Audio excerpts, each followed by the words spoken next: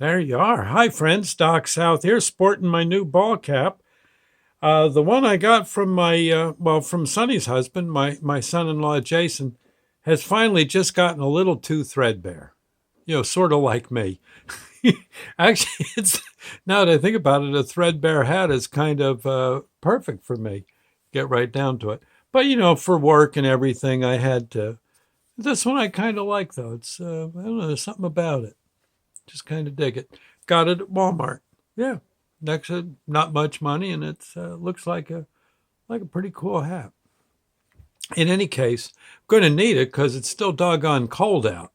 Man, I'll tell you, whew, what a winter. I've seen worse, but this one's boy for snow hitting New Jersey. This one ain't chicken feed. No sir. It's funny. I remember when uh, my first wife and I, Molly, were married, still married, and our son Burgess was, whew, I guess he was maybe 3 years old, 2 to 3 years old, something like that. He wasn't very old. Um, he wasn't a toddler, but he wasn't ready for kindergarten or anything yet. We would get snow. We lived in the town of Forksville, Pennsylvania. Consult your maps. It's between Williamsport and let's see, Mahoopany, Pennsylvania, pretty much, kind of near Dewshore. You'll see it. Yeah, very very rural, very cold, very mountainous. Oh my God, winter would last till sometime in July. It seemed it wasn't quite that bad, but it was cold. And man, there was winters. Man, you'd get snow. Oh, it just amazing. And none of it would melt. Oh, you got to be kidding! Melt? Not till July. And we'd send Burgess. He wanted to go out and play. Hey, why can't I go out and play? And Sonny, Sonny being the oldest in our brood, Sonny knew. "Yeah, I'm sitting in here watching TV. You guys, you go out and play if you want, dummy. I'm not. I'm not." And and what we would have to do is we would shovel trenches in the snow out in the backyard, and you'd make like a maze of trenches. And Burgess would go out and walk around in those trenches and do stuff. I think made one trench area where it was big enough he could play. Also, he was out of the wind there, and if any tree limbs came down, well, he was reasonably protected by a 3 to 4 foot shield of snow. So all in all, he was relatively safe there, and and the sun would shine on him. So in a way, it was kind of a perfect thing. And I've got to ask him someday if he remembers that, if he actually remembers it. He probably does. It was actually a pretty cool thing. I never thought, I don't think I ever did this, of slithering out into the maze and then like scaring him when he came around the corner. That wouldn't have been nice. Yeah. But he had fun. You'd see him throwing snowballs. Snowballs would be flying out of the trenches and all that. Yeah. Maybe in a past life, maybe Burgess was in World War One. I don't know. All that trench warfare. He seemed very comfortable out there, and eventually he'd come marching in, looking for cocoa off the wood stove, and then back out again. Yeah, he loved it. Bless his heart. Real quick, yeah, we got a second. I had sort of the same thing on the road. That one particular winter, man, we got buckets of snow. And there was one place that got more snow than Forksville. Yeah, at least it seemed. There may have been others, but this one was pretty intense. As I think I've told you, I used to travel the state of Pennsylvania, the Commonwealth, um, checking out boilers, making sure they're operating okay. And I had a customer in Renovo, Pennsylvania. Renovo, okay. And and I had a customer in State College, and they're relatively close if you take the mountain route, you could get from one to the other relatively quick if you took the mountain route. And it was the dead of winter, this particular winter I'm talking about. And I decided to take the mountain road. Oh my God, what a mistake. I was in this little Fiat. Okay, a Fiat's sort of like not much bigger than a roller skate. I'm riding down this thing. I go up the mountain.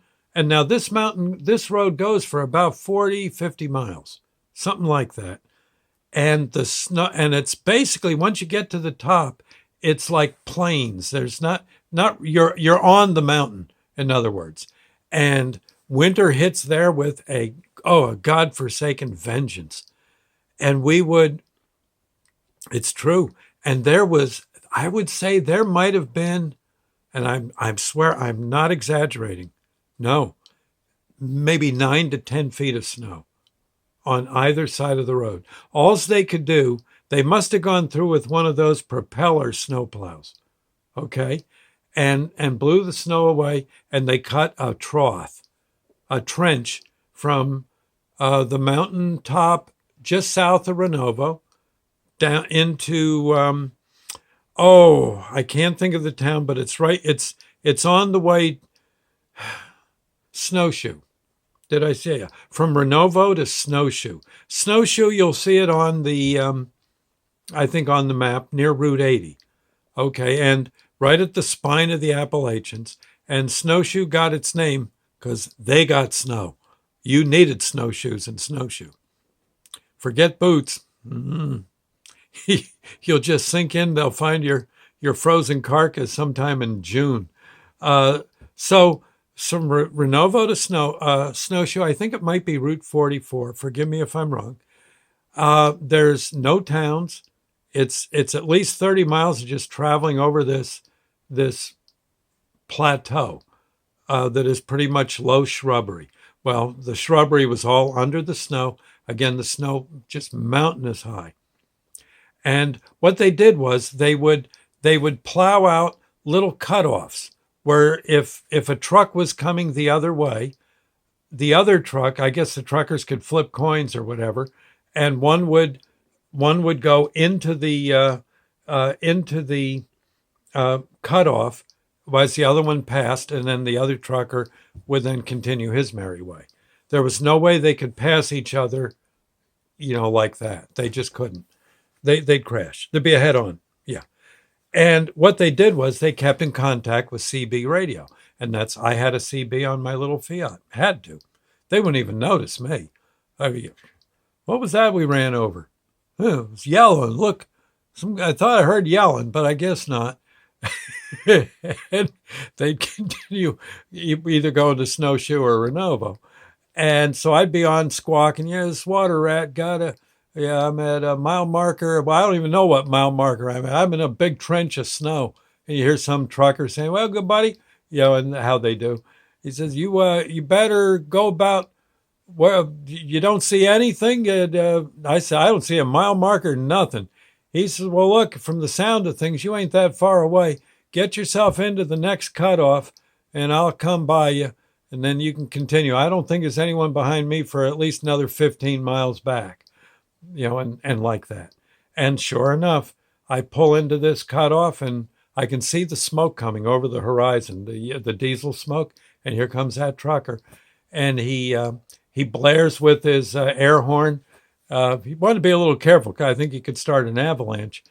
And he sees me, he waves down, stops his truck, hollers, says, you want a coffee? I got a coffee thermos. Yeah, you want one? I said, yeah, I sure do. He said, you're going to need it, man. He says, boy, it's cold up here. And we got out of the vehicles. He gave me the coffee, little small talk. And well, it was so darn cold.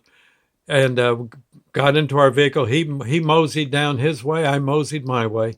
And that's how it went. I was in the trenches, sort of like Burgess. Yeah, it's kind of cool. Anyway, beautiful. The winters were... Beautiful might not be the right word. They were cold. Oh my God. Oh my God. And, but most after a while, 0 didn't feel too bad. Yeah. Gee, it's kind of warm today. God. Yeah. Well, I don't know. Long johns, yes, that's what you wore. Long johns, more long johns, and after that, maybe some more long johns. Then your dungarees, your blue jeans, flannel shirt, and then a snowmobile suit under a whole bunch of sweatshirts and sweaters. And you might just make it. You might make it. You might make it to evening alive. Oh my God, what a place! Anyway, I thought you'd like that. Good old Pensy. I love that state. I'm sorry, Commonwealth. See you later. Bye now, friends.